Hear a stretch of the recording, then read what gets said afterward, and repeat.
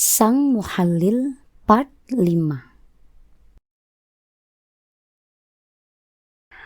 Sekar baru saja hendak merebahkan tubuh, namun buru-buru kembali menegakkannya begitu mendengar suara Lukman mengucap salam melalui pengeras suara. Kemudian membuka pengajian dengan bacaan tawasul. "Itu suara Papa, Nah?" tanya Sekar.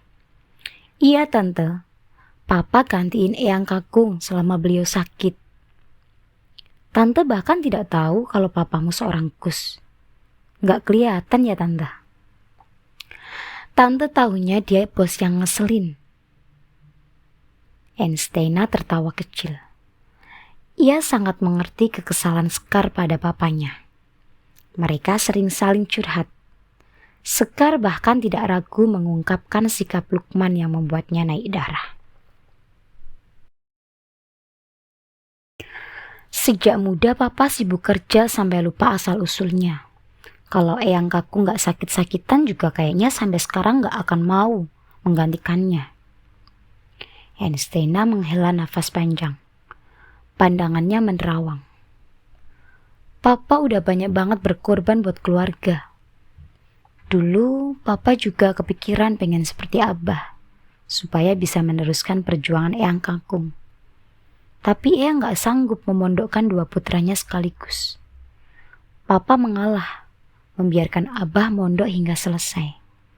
Papa rela ngaji di rumah, dari satu guru ke guru lainnya sampai lulus SMA. Kemudian ke Jakarta buat kuliah. Dulu hidup Papa susah, Tante. Harus bersaing dengan ratusan, bahkan mungkin ribuan orang untuk mendapat beasiswa kuliah di Jakarta. Sampai kemudian bekerja sangat keras hingga melupakan keinginannya untuk turut serta membangun perjuangan Abah dan Eyang Kakung. Tapi Papa bilang gak nyesel. Meski gak bisa turut serta membagi ilmunya semasa muda dengan mengajar para santri, tapi Papa masih bisa membantu Abah dan Eyang secara finansial untuk kepentingan pesantren. Sekar mengulurkan tangan membelai punggung Einsteina. "Tante tidak tahu perjuangan papamu, Nah. Tante hanya tahu kalau papa menyebalkan, iya kan?" kekehnya riang. "Tapi perlu tante ketahui, papa menyebalkan gitu cuma sama tante loh. Papa tuh ramah sama semua orang. Tapi Ina sendiri heran kenapa bisa begitu keras sama tante. Ina sempat mengira papa naksir tante Sekar, mengingat sikapnya kadang protektif gitu. Hus, mana mungkin. Papamu memang menyebalkan sejak awal tante kenal." Tawa Einsteina kembali berderai. "Sekarang Ina rasa juga tidak mungkin. Mana ada laki-laki menyuruh perempuan yang ditaksirnya jauh-jauh ke Jogja hanya untuk mengantarkan cetak biru. Memang sepenting apa sih benda itu?" "Itu untuk peresmian proyek besar, Nah. Tentu saja penting. Harusnya tante tinggal di kantor papamu, tapi tante membawanya ke dalam koper. Tante yakin memasukkan benda itu ke dalam koper? Benda sebesar itu rasanya gak mungkin bisa luput ikut masuk ke dalam koper tanpa tante sadari." Sekar mengernyitkan kening. Benar juga yang dikatakan Einsteina. Lagi pula Sekar yakin sekali sudah meletakkan cetak tersebut ke atas meja Lukman di kantor. Bagaimana bisa benda itu tahu-tahu ada di dalam kopernya? Mungkin papa sengaja memasukkannya ke dalam koper tante Sekar, supaya punya alasan meminta tante kemari. Einsteina mengulum senyum misterius. Kerutan di kening Sekar semakin dalam. Mungkinkah Lukman sengaja melakukannya seperti yang dikatakan Einsteina? Tapi untuk apa? Sengaja untuk membuat Sekar kesal. Kalau benar demikian, maka sungguh kekanakan.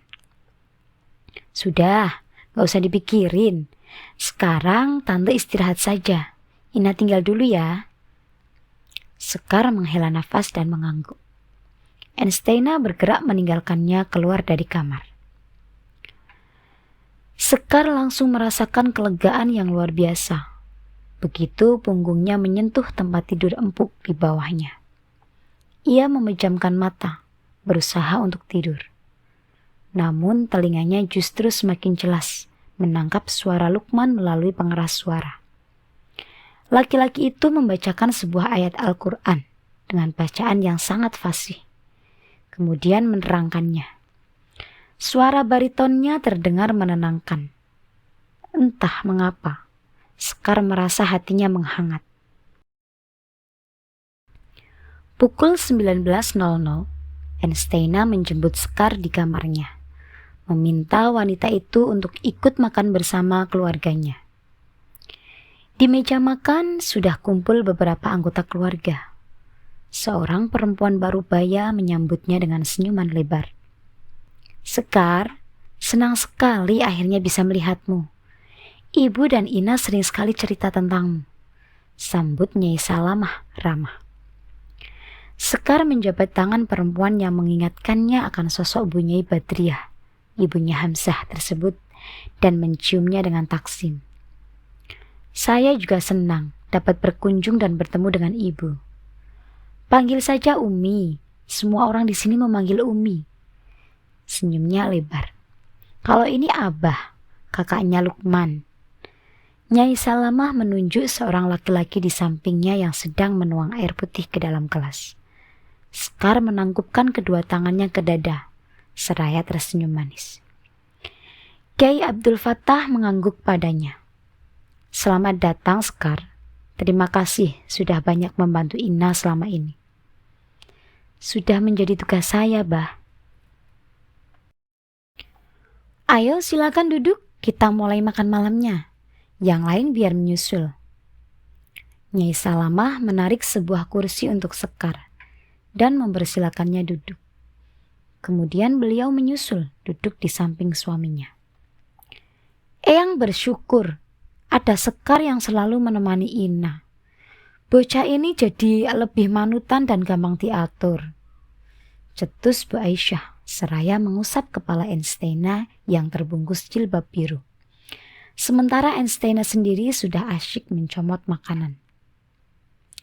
Saat Lukman memutuskan untuk membawanya ikut ke Jakarta selama Gus Hasan di Madinah, Eyang khawatir sekali Ina akan kembali berulah seperti sebelum menikah. Ya nggak mungkin lah Eyang, masa orang hamil mau keluyuran ke boxing ilegal menghajar orang? Protesnya seraya mencomot bakwan jagung. Tidak ada yang menjamin kamu tidak akan melakukannya. Mengingat sudah hamil besar begitu saja, masih suka lari-lari. Sambung Kiai Abdul Fattah. Sekar tersenyum seraya menoleh pada Enstena di sampingnya. Ia memang sudah cukup sering mendengar cerita kenakalan Enstena saat masih sekolah. Cuma lari-lari kecil tidak akan berpengaruh. Aduh, Papa. Dari dulu masih saja bandel dan susah dibilangin. Lukman ikut bergabung dan duduk di seberang mereka, tepat di depan Sekar, setelah melayangkan cubitan di pipi putrinya. Sekilas tatapan mereka bertemu, namun Lukman langsung beralih menatap putrinya. Papa katanya besok mau berangkat ke Jakarta. Tante Sekar biar di sini sama Ina ya. Gak bisa gitu dong, Nak. Sekar banyak kerjaan. Tidak bisa di sini terus bareng kamu. Lukman membalik piring dan mulai mengambil makanan di depannya. Kemudian ia menuangkan air ke dalam gelas dan meneguknya.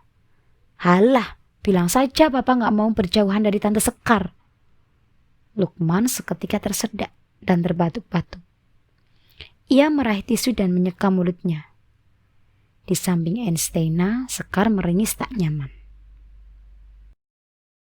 Nantikan kelanjutannya hanya di Cerita Puspa. Jangan lupa like dan subscribe. Sampai jumpa.